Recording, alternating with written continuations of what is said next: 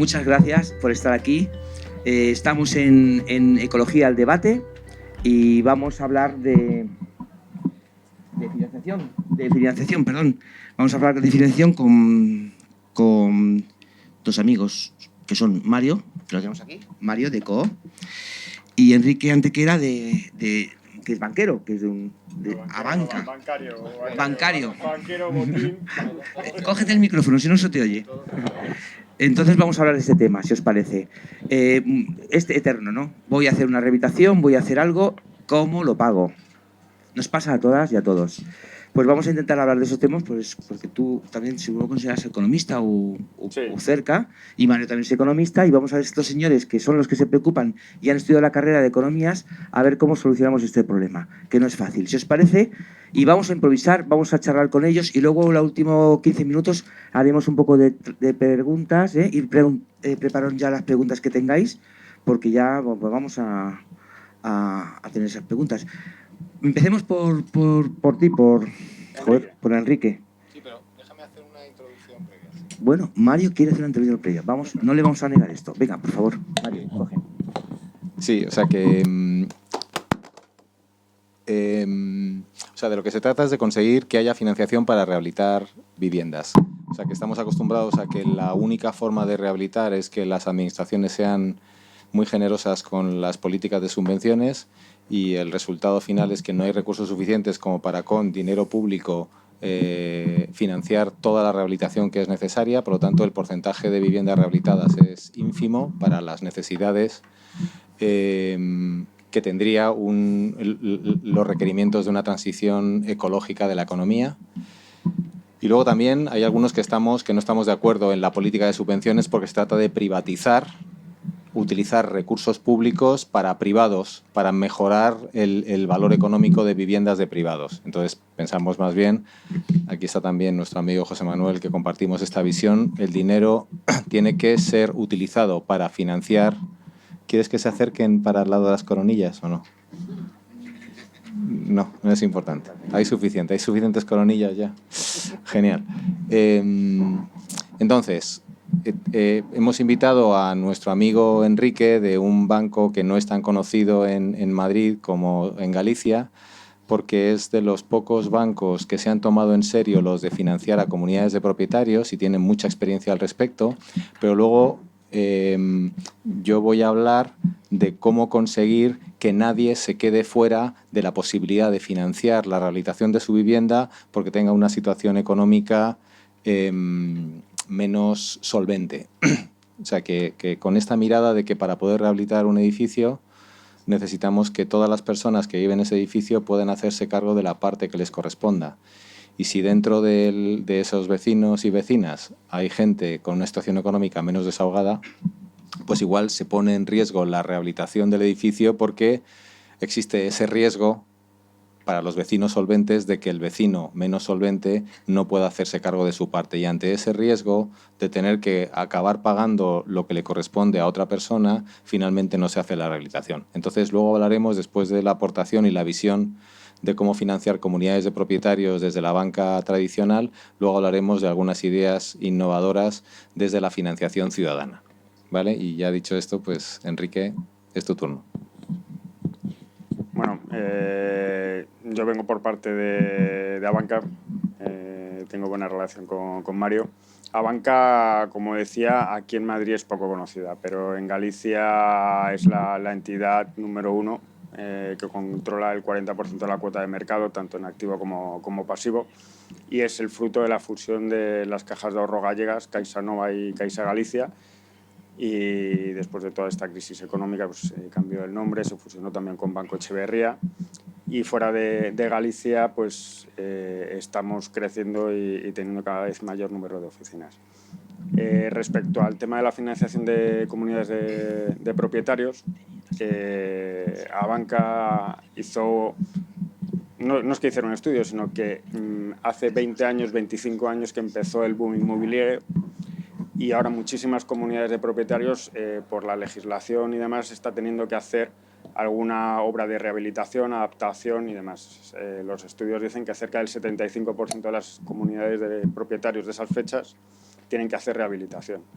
¿Qué pasa? Que muchas comunidades tienen que hacer, inversiones muy fuertes que o bien tienen que esperar un montón de tiempo para acumular ese dinero o tienen que centrarse en constructores o desarrolladores que les obtengan la financiación, y Abanca lo que ha decidido es sacar un producto aprovechando la legislación actual que permite que las comunidades de propietarios puedan pedir un préstamo a su nombre. No tienen personalidad jurídica en principio para tener financiación, pero solo si el destino de la financiación es obras de eficiencia energética, adaptación para rampas, ascensores y demás o estructurales, se va a poder pedir la financiación a nombre de la comunidad. Esto, ¿qué ventajas le supone a la comunidad? Las que he dicho de que no tienen que buscar un proveedor, un constructor que le dé la financiación, que pueden ponerse a hacerlo inmediatamente y no vamos a empezar a ahorrar dinero para la reforma que tengamos que hacer dentro de 2 años o 3 años, y que la financiación, como digo, se da al propietario. Hasta ahora, en las comunidades de propietarios, lo que se decía es cada vecino le damos un préstamo para que pague la reforma. Aquí se da a la comunidad.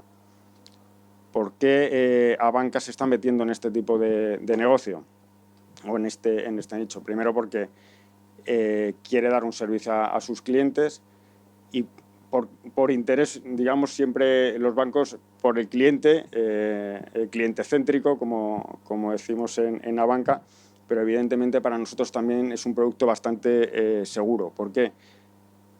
Porque se van a establecer unas cuotas de la comunidad que van a pagar el préstamo, porque el que te deje de pagar una comunidad es 20, visto así como si son 20 clientes que van a pagar su comunidad, el que es moroso pues lo va a seguir siendo. Y luego a largo plazo lo que establece es una vinculación no solo con la comunidad, sino con todos los vecinos de la comunidad. Entonces, para nosotros, esto se empezó desarrollando en Galicia, que como digo, tenemos el 40% de la cuota de mercado y la mayoría de las comunidades de propietarios son clientes, y lo estamos exportando, digamos, o lo están exportando aquí a Madrid. Y es una apuesta fuerte y en el que estamos todos metidos. Sí, o sea, ¿qué condiciones se pueden llegar a ofrecer? A ver, la financiación que tenemos nosotros actualmente puede ser, se financia primero hasta el 100% de la obra, incluyendo todos los gastos, IVAs y demás. Es decir, la comunidad como tal no debería tener hecho ni un mínimo acopio de dinero para empezar las obras. ¿Qué plazo damos? Damos un plazo que sea cómodo para la comunidad, hasta 10 años. En función del importe, pues si es una obra de 400.000 euros, pues te tendrás que ir a 10 años. Si la obra es de 15.000 euros, a lo mejor en 2 años o 3 años, también depende del número de vecinos, lo puedes hacer. Y los tipos de interés que se están dando son bastante ajustados para eso, para que en las comunidades de vecinos no les suponga una carga muy fuerte el tema. O sea, más o menos son por cada 10.000 euros que financias, 10 euros de intereses. O sea, bastante asequible y, como digo, dando muchas facilidades. Si es una obra grande, se da hasta 18 meses de carencia, hasta 10 años de financiación. O sea, y como digo, un producto específico para las comunidades. Sí, lo que interesaba de todo esto era descubrir que cuando nos planteamos el dilema de conseguir financiación para una rehabilitación integral de un edificio, no pensamos que es complicado conseguir esa financiación. Y hay muchas entidades financieras y nosotros desde ECO hemos trabajado e intentado con prácticamente todas las que hay en España. Muchas entidades financieras ni siquiera se plantean la posibilidad de financiar a comunidades de propietarios. Lo que quieren es financiar directamente a cada uno de los vecinos y vecinas y se convierte en una gestión prácticamente inviable, imposible. Cuando alguien quiere promover una rehabilitación, ir persona a persona, se puede convertir en una pesadilla. Pero, como anticipábamos, antes de que Enrique nos contara un poco la visión de una entidad desconocida y que ha apostado muy claramente por la financiación de comunidades de propietarios, nos encontramos con que en muchas ocasiones, prácticamente en todas las ocasiones, y más cuando estamos hablando de comunidades de propietarios y de edificios que están en barrios de un rango socioeconómico bajo y medio bajo, digamos que les estamos condenando a que nunca se pueda hacer rehabilitación en esos edificios. Tiene que ser, como decíamos antes, la administración la que venga al rescate con subvenciones generosas. Insisto, esto desde el punto de vista de las políticas públicas e incluso de la ética es algo muy cuestionable, porque no tiene sentido que algo que va a dar como resultado la revalorización de una vivienda de un privado lo paguemos entre todas las personas cuando hay tantas necesidades que cubrir. Entonces, vamos a plantearnos un escenario en el que por fin las administraciones renuncian a la tentación de desarrollar políticas vía subvenciones y ver qué mecanismos alternativos podríamos utilizar. Y voy a plantear un modelo todavía más exigente porque ni siquiera recurrimos a las administraciones públicas para sacarlo adelante. Imaginaos un ejemplo, un caso de un edificio de 20 viviendas, de las cuales 15, los propietarios de 15 viviendas tienen una situación económica suficientemente solvente como para poder hacerse cargo de las cuotas de préstamo que le ha concedido Enrique. Puede pagar 250 o 300 euros todos los meses durante 10 años. Una parte de los mismos, de ese dinero, lo va a recuperar por la vía de la rebaja en las facturas energéticas como consecuencia de que la rehabilitación tiene un impacto en una reducción de los consumos, pero eso representa solamente un porcentaje de los 200 euros. Por seguir poniendo números, vamos a pensar que lo que consiguen de ahorro son solamente 50 euros de media mensual de suministros energéticos. Está pagando 250 euros de la derrama de la financiación de la rehabilitación y solamente se está ahorrando 50 euros. Tiene que tener 200 euros. Seguimos con el ejemplo. Imaginaos el caso de una pareja de personas jubiladas que tienen una pensión muy límite, que encima a lo mejor, y más con la crisis que hemos padecido, tienen que echar una mano a familiares directos que lo están pasando mal, no tienen empleo y por lo tanto su situación económica no es límite, sino lo siguiente. Pueden pagar trabajosamente las facturas de los suministros energéticos, pero desde luego lo que no van a poder permitirse jamás de los jamases es hacerse cargo de los 200 euros adicionales que les reclama, que requiere el pago del préstamo o de la parte alícuota del préstamo que se ha concedido a la comunidad de propietarios. Entonces se nos ocurre la siguiente opción, que es algo que estamos trabajando como concepto con estudios que hemos encargado a bufetes de abogados para que nos ayuden dentro del proyecto Mares de Madrid, que entiendo que sabéis de qué estoy hablando porque este evento, la muestra, está organizada por este proyecto europeo, ¿no? Entonces, dentro de Mares lo que hemos propuesto es lo siguiente, y ya nos han echado para atrás algunas de las ideas que teníamos originalmente, pero os voy a decir en qué consiste la idea original y luego os digo qué matices hemos tenido que ir introduciendo para que encaje dentro de nuestro marco legislativo. Lo que proponíamos era constituir una cooperativa de servicios financieros, no una cooperativa de crédito, que como tal cooperativa de crédito le es de aplicación de manera completa toda la normativa bancaria, toda la normativa prudencial bancaria, que no es pequeña. Préstamos, una cooperativa de servicios financieros, algo parecido para los que tengáis cierto conocimiento de lo que es la economía social y solidaria, a lo que representa COP57, que es una cooperativa, una sección de crédito de una cooperativa que lo que hace es prestar a entidades de la economía social y solidaria, pues crear algo parecido para prestar a familias para financiar la rehabilitación. La manera de hacerlo viable sería la manera de conseguir resolver el problema que intentábamos resolver, si recordáis, lo de la pareja de personas jubiladas que no puede pagar más, que está pagando 50 euros de gastos de suministros, es proponerles que que se le conceda un préstamo con garantía hipotecaria, pero con carencia indefinida. ¿Entendéis el concepto? Préstamo con garantía hipotecaria, eso sabéis, entendéis lo que es. Es un préstamo con la garantía de la casa, que son los préstamos hipotecarios de toda la vida.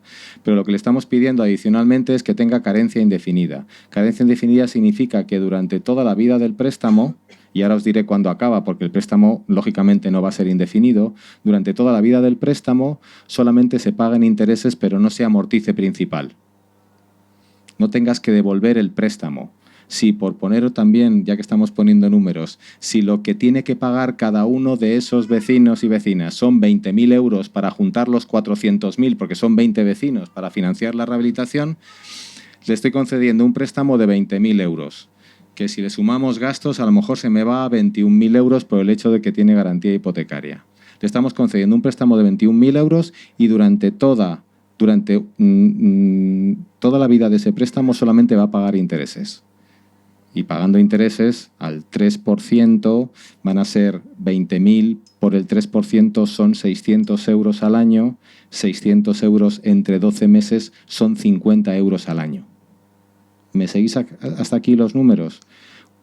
O sea, que estás pagando 50 euros y si lo hacemos bien y la rehabilitación se ha hecho de manera profesional, vamos a conseguir un ahorro en suministros energéticos de ese mismo orden de magnitud. Lo que estoy haciendo, por tanto, es reemplazar lo que hasta ahora se me iba en forma de facturas de compañías energéticas por intereses de préstamo. Y habrá gente que diga, ya, pero estás pagando al banco o a la cooperativa esta, le estás dando intereses y nunca cancelas el préstamo. Bueno, ¿qué me estás contando? Si te lo vas a ahorrar en suministros energéticos, igual tiene más sentido dárselo a una cooperativa ciudadana, porque ahora os contaré cómo constituimos esa cooperativa, que dárselo a Iberdrola o a Naturgy. El dinero, los 50 euros al mes. Estás pagando, por lo tanto, en términos de coste y de presupuesto familiar, son exactamente los mismos 50 euros, pero a cambio tienes una casa renovada, eficiente, que te proporciona un mayor nivel de confort y que te proporciona también mucho mayor orgullo de casa y autoconcepto. Te dicen, bueno, voy a enseñar mi casa porque mi casa ha quedado estupenda y voy a recibir a mis hijos y a mis visitas feliz porque les voy a enseñar una casa que no es la casa desastre que tenía hasta la rehabilitación.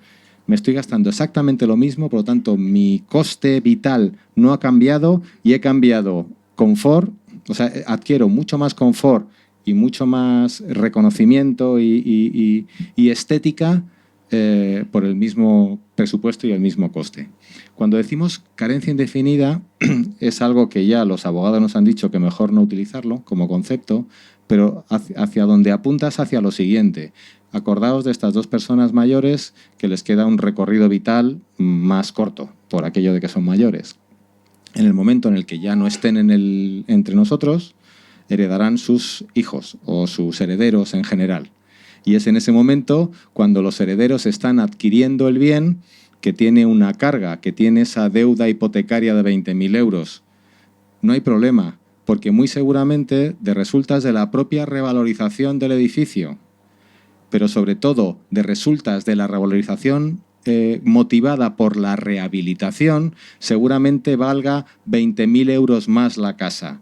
Y si la casa vale 20.000 euros más, los hijos no van a haber perdido nada, porque iban a haber heredado una casa que, pongamos, siguiendo con nuestro ejemplo, tenía un valor de mercado de 100.000 euros, ahora van a heredar una casa que tiene un valor de mercado de 120.000 euros, de esos 120.000 van a utilizar 20.000 para cancelar el préstamo y se van a seguir quedando con los mismos 100.000. Veis que es un círculo virtuoso en el que nadie pierde y hemos conseguido que sin que nadie pierda, esas personas que de otra manera no habrían podido participar en la financiación de la rehabilitación del edificio en el que viven, van a poder colaborar, van a poder poner su parte y no van a verse perjudicadas en ningún orden de magnitud. ¿De dónde? ¿Me quieres quitar el micrófono? ¿No me lo quieres? Quiero decirte que es el auténtico cuento de la lechera, pero en bien. Gracias, Tony, es que me quiere mucho. Sí, ¿tienes una pregunta? Espera. No, si haces preguntas tengo que ir al micrófono, si no te importa. ¿Queréis ya empezar? ¿Tenéis algún problema? ¿O quieres acabar? Vale, pues te llevo el micrófono primero, es que si no queda grabado. Si pasan los 10 años y tú solo has pagado intereses, ¿luego qué ocurre con el otro dinero que todavía no has pagado? Sí, la idea sería que siguieras solamente pagando intereses hasta el momento en el que se transmita la vivienda. Hasta el momento en el que se transmite. Puede ser por venta o puede ser por herencia. Y las personas que adquieren, que compran la casa, te van a pagar 120.000 euros y tú con esos 120.000 euros tienes que cancelar la deuda que tienes de 20.000 y quedarte con 100.000, como cuando vendes una casa con un préstamo. Vale, ¿y si no vendes al cabo de esos 10 años o tal? No, por eso yo hablaba de carencia indefinida, sino que se mantiene el préstamo hasta que se transmita. Sí, vamos a ver las dificultades técnicas que eso tiene. Estamos con la parte filosófica. Es lo que no le gusta a los abogados, ¿no? Es lo que no le gusta a los abogados ni a la normativa bancaria. Vale, pero sigo con la idea, la otra parte. ¿Y quién pone el dinero? Entonces, ¿quién pone el dinero para que finalmente le llegue a esa pareja de jubilados los 20.000 euros que necesitan? Pues tratándose como se trata de una cooperativa tipo COP57, es la propia ciudadanía. En vez de tener yo mi dinero en el banco X, que a saber lo que hace con él, yo quiero tener mi dinero con garantía hipotecaria, ¿vale? Yo quiero tener mi dinero con garantía hipotecaria y, por lo tanto, con garantía de que no voy a perder mi dinero y se lo voy a dar a una entidad que luego va a poder decirme que con mi dinero se ha conseguido rehabilitar el edificio del número 17 de la calle Marqués de Vadillo, de la plaza de Marqués de Vadillo. El número 17 de Marqués de Vadillo, cuando yo pase por allí, voy a poder decirle a las personas que vayan conmigo paseando que esa casa se ha rehabilitado gracias a mí. Incluso le puedo poner ojos y cara al destino de mi dinero. Esta pareja de personas jubiladas que de otra manera no hubieran podido rehabilitar su casa, lo han podido rehabilitar gracias a mí. O sea, cuando hablamos de economía social y solidaria, se compone de cosas como esta. ¿Qué hacemos? Mira, una persona cualquiera pone 2.000 euros para dotar a la cooperativa para que pueda conceder préstamos. ¿Qué obtiene a cambio? Pues una rentabilidad de entre el 1,5% y el 2%. En la cooperativa repercute otro 1,5% adicional más una comisión de apertura y de eso puede vivir. ¿Entendéis? Al final el tipo de interés es del 3% y con el 3% que decíamos antes, a ir para retribuir a las personas que han puesto sus ahorros al servicio de las causas de inversión de impacto ciudadana real, y hay dinero, un margen para que la entidad pueda sobrevivir. Con una ventaja adicional, cosa que no pueden plantearse los bancos por normativa prudencial bancaria, que es yo quiero... O sea, fijaos cómo se construye el negocio. Imaginaos que durante el primer año se conceden 50 préstamos de 20.000 euros. Os hago el cálculo porque es tarde el viernes, igual os tenéis problemas para hacer la multiplicación, pero eso es 1.000.000 de euros de préstamo. Si ese 1.000.000 de euros tiene una comisión de apertura del 1,5%, cuando concedes el préstamo, una comisión inicial, y luego un margen diferencial del 1,5%, si fuera todo el año tienes 30.000 euros, que la verdad es que no da para mucho, pero ya puedes tener a una persona o media jornada liberada para ocuparse de eso. Pero ¿qué sucede en el año 2? Como no se tiene que amortizar el principal de los primeros 50 préstamos que has concedido, los 15.000 euros de intereses del año 1 los sigues teniendo en el año 2. Y si en el año 2 concedes otro 1.000.000 de euros de préstamo, ya tienes 45.000 euros de ingresos. ¿Esto lo vais siguiendo? Más o menos. Arrastras los intereses de un préstamo que no va reduciendo, sino que siguen debiendo el 1.000.000 de euros, a razón de un 1,5% del 1.000.000 de euros, tienes ya los 15.000 euros de los préstamos concedidos en el año 1. En el año 2 concedes otro 1.000.000 de euros de préstamos, 1,5 de comisión de apertura más 1,5 de diferencial de préstamos, tienes otros 30.000 euros y así vas sumando 15.000 en 15.000 hasta que llega un momento en el que tienes un histórico de préstamos y por lo tanto un saldo de préstamos vivos que te van reportando sin necesidad de hacer gestión comercial para captar nuevos préstamos para colocar el dinero que te están devolviendo, y estás consolidando el proyecto ya con negocio hecho en el pasado. Es lo que les pasa a las compañías de seguros, que su negocio consiste en cobrar las primas, porque la venta ya la hicieron hace 5 años. Y luego ya lo que hacen es cobrar las primas. Y hay mucha gente que lleva mucho tiempo en el sector de los seguros y que ya no trabaja. Yo conozco casos de gente que es corredor de seguros o subagente de seguros que recibe todos los años una cantidad de dinero por los seguros que vendió hace 5 años. O sea, eso ya está vendido y por lo tanto ya no hay que hacer labor comercial para seguir obteniendo ingresos de préstamos que concedí en el año 2018. Entonces estás encadenando recursos que se van acumulando los unos a los otros, siempre con la garantía hipotecaria y por consiguiente con ese elemento de seguridad. Pero para mí, ¿qué es lo importante de esto?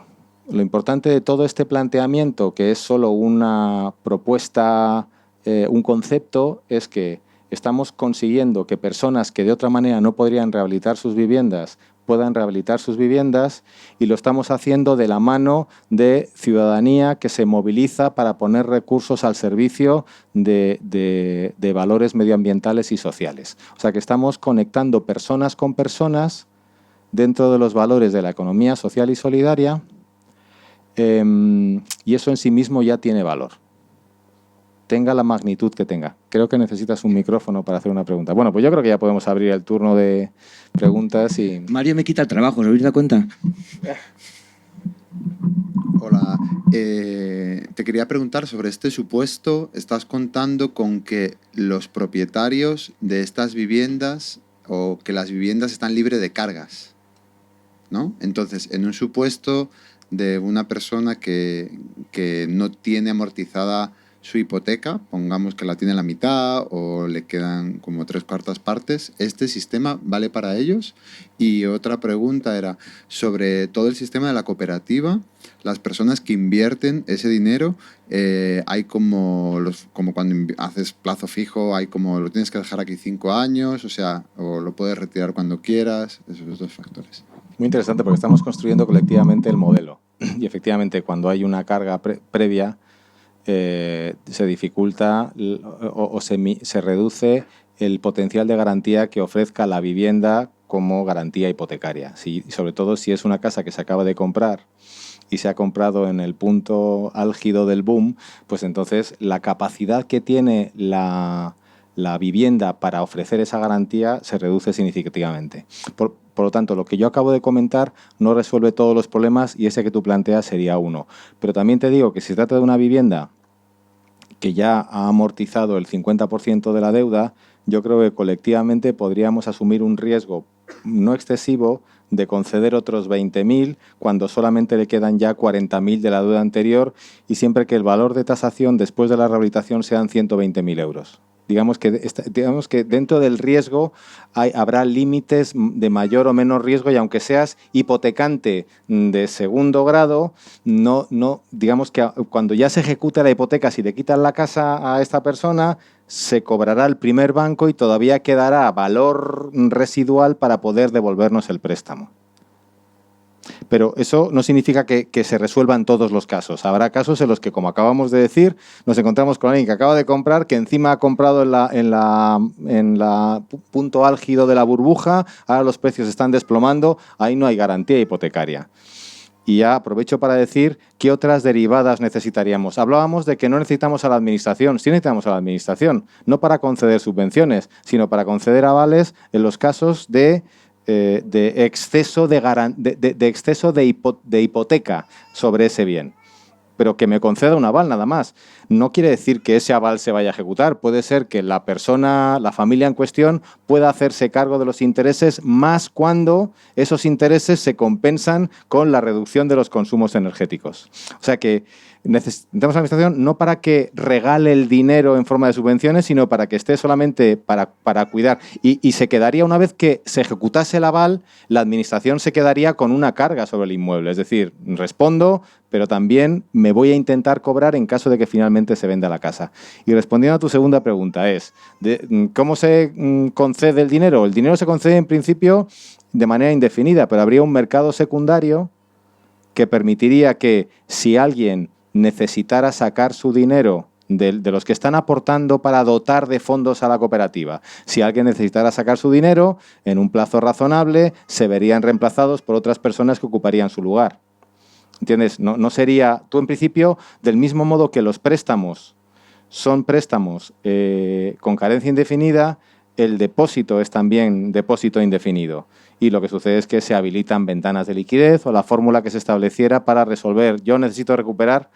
En mi cabeza estaría que la gente no pusiera todos sus ahorros ahí, sino que pusiera una parte de los ahorros a largo plazo que no necesita y que siempre lo tiene como para una circunstancia excepcional sobrevenida, y si se da esa circunstancia, la cooperativa respondería encontrando quién ocupara el lugar y le pudiera devolver el capital que ha entregado. Aquí en realidad las dos preguntas son igual en el tema bancario. Lo de una segunda hipoteca va a ser lo que haría... lo que haría sería empeorar la calidad de ese riesgo que estás dando, y habría que mirar qué recorrido tiene sobre la primera carga, porque en caso de ejecutar no responde por la totalidad, sino por una parte. Si solo le queda un 10%, de poco te vale, pero si a lo mejor le queda una carga de un 15% del valor, pues es casi como una primera carga.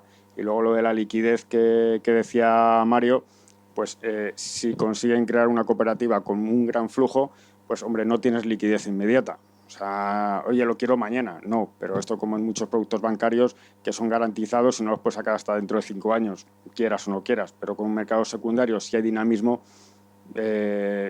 fácilmente se puede obtener. Hola, buenas tardes. Yo es muy sencillo. Cuando hablamos de rehabilitación, y yo vivo en una casa con 20 vecinos, lo quiero explicar. ¿De qué estamos hablando exactamente? ¿Qué vamos a hacer? Bueno, quizá en otras charlas de las que han tenido lugar en esta muestra se ha contado de qué se está hablando cuando se habla de rehabilitación. Tú piensa en todo lo que podrías hacer en tu edificio si se multiplicaran 20, 25.000 euros por vivienda. Y efectivamente eso tiene un presupuesto determinado y da para muchas cosas. Lógicamente vamos a tener que determinar en qué estado se encuentra el edificio para saber si requiere unas intervenciones u otras. Pero digamos, el modelo teórico de esta charla, que tiene que ver con financiar, es aquel que dice es una vivienda que va a reducir drásticamente sus consumos energéticos y va a mejorar su nivel de confort de manera drástica con un presupuesto tipo del entorno de 20-25.000 euros por vivienda. Y piensa que se puede hacer, entre otras cosas, te pondríamos paneles en la cubierta de tu edificio para autoconsumo colectivo, pero muchas cosas más. Perdón, me refiero a eso, hay que cambiar ventanas, envolventes, esa es la idea. ese tipo de cosas, sí. ¿Tenéis alguna pregunta? Por favor, levantar la mano. ¿Os animáis? ¿Queréis contestar alguna cosa? Pues sigamos hablando un poco del tema de la rehabilitación. ¿Qué tipo de personas puede llegar a este proyecto? ¿Tú lo ves viable, Mario? ¿Ves que es factible? ¿Qué hace falta para dinamizar esta idea? Sí, o sea, que si se trata de llegar a las comunidades de propietarios y decirles, oye, ¿os queréis rehabilitar vuestra vivienda? Y probablemente te digan que no por muchas razones, pero una de las razones por las cuales dicen que no es porque no hay manera de financiarlo. Y se trata no de que sea el bálsamo de Fierabras, esto no lo resuelve todo. Lo que estamos es intentando atajar o resolver algunos de los problemas que tradicionalmente se han dado y resolverlos desde la economía ciudadana, desde los valores de la economía social y solidaria. Eso es el único aporte de valor diferencial. Que hay otras derivadas que tienen que ser tenidas en cuenta.